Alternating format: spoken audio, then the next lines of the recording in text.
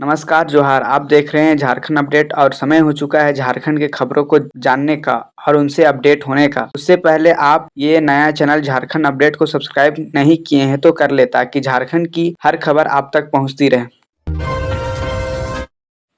बोकारो में आदिवासी समाज का विरोध प्रदर्शन। झारखंड के बोकारो जिले में आदिवासी समाज ने आज कुड़मी समुदाय को अनुसूचित जनजाति में शामिल करने की मांग के खिलाफ जोरदार विरोध प्रदर्शन किया। हजारों आदिवासियों ने बिरसा मुंडा नया मोड़ चौक से लेकर जिला उपायुक्त कार्यालय तक शांतिपूर्ण रैली निकाली। यह प्रदर्शन उनकी सांस्कृतिक पहचान और अधिकारियों की रक्षा के लिए किया था। प्रदर्शनकारियों ने कहा है कि उनकी जाति और संस्कृति के बिना वे अपनी पहचान खो देंगे। उन्होंने कुड़मी समाज को एसटी में शामिल कराने की मांग को उनके अधिकारों पर खतरा बताया। आदिवासी नेताओं ने सरकार से अपील की है कि उनकी भावनाओं का सम्मान किया जाए और कोई भी फैसला उनके खिलाफ ना हो। उन्होंने कहा है कि उनका यह आंदोलन पूरी शांति से हो और हिंसा से दूर रहेंगे।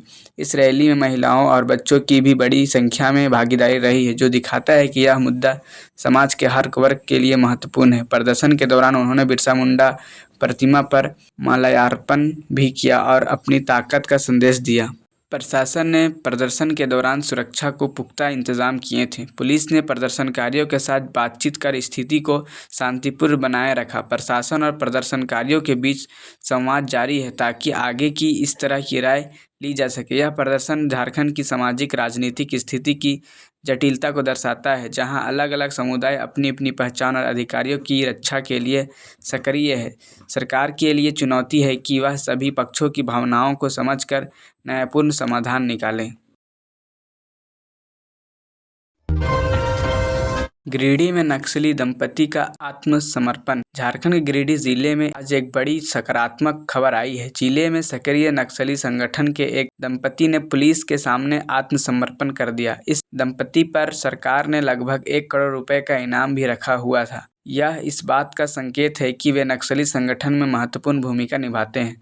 आत्मसमर्पण के बाद पुलिस और प्रशासन ने उन्हें सुरक्षित रखा और मुख्य धारा में शामिल करने का काम शुरू कर दिया है। दंपति के साफ कह दिया है कि वे अब हथियार उठाने और हिंसा करने से दूर रहना चाहते हैं।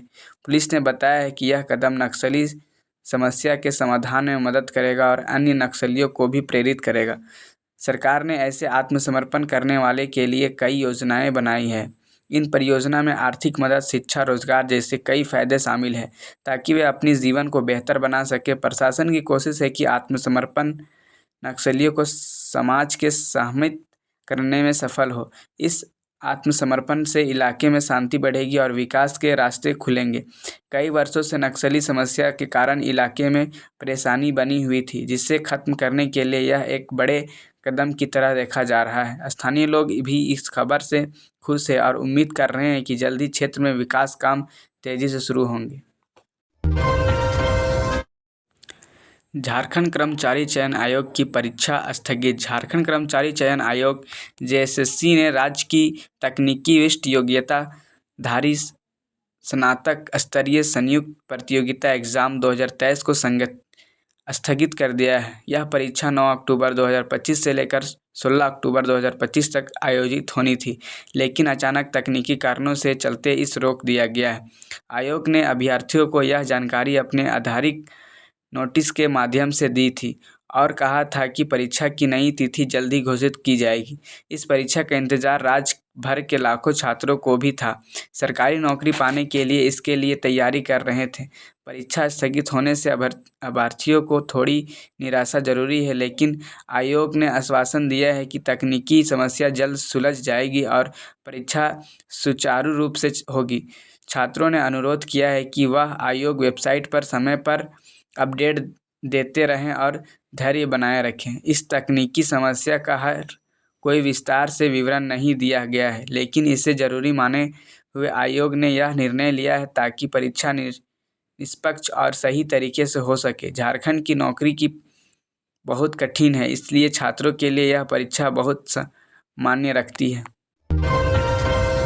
झारखंड में सारंडा वन अभयारण्य को लेकर चल रहे विवाद में सुप्रीम कोर्ट ने राज्य सरकार को बड़ी राहत दी है। कोर्ट ने फैसला सुनाते हुए कहा है कि कुल 57,590 हेक्टेयर की जगह अब मात्र 31,468 हेक्टेयर क्षेत्र को ही वन अभयारण्य घोषित किया जाएगा। इससे steel authority of India limited और अन्य वैध माइनिंग कंपनियों को राहत मिली है, क्योंकि इनके खदानों में खनन की जारी रह सकेगा। सुप्रीम कोर्ट ने स्पष्ट किया है कि जो क्षेत्र अब वन अभयारण्य घोषित होगा, उसके बाहर मौजूदा खदानों का संचालन बिना किसी बाधा के चलता रहेगा। कोर्ट ने राज्य सरकार को 7 दिन तक समय दिया है कि वह इस फैसले से संबंधित शपथ पत्र कोर्ट में दाखिल करे। मुख्य न्यायाधीश BR गवाई और अध्यादेश के विनोद चंद्रन की खंडपीठ ने यह आदेश दिया। यह फैसला झारखंड की अर्थव्यवस्था के लिए अहम माना जा रहा है, क्योंकि खनन से राज्य को भारी राजस्व रोजगार मिलता है। दूसरी ओर वन्यजीव संरक्षण की भी चिंता को ध्यान में रखा गया है, ताकि पर्यावरण पर ज़्यादा असर ना पड़े। इस संतुलन को लेकर कोर्ट का यह निर्णय महत्वपूर्ण है।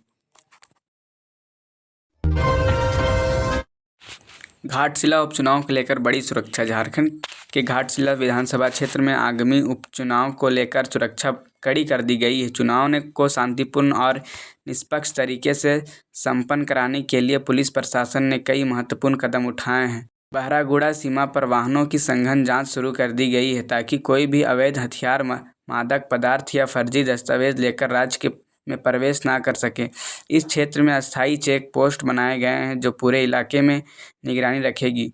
सुरक्षा बलों की संख्या बढ़ा दी गई है और सभी जरूरी तैयारियां पूरी कर ली गई है। पुलिस अधिकारी और प्रशासन के अधिकारी हमेशा तैयार रहने की निर्देश दिए गए हैं, ताकि किसी भी अप्रिय स्थिति को तुरंत निपटा जा सके।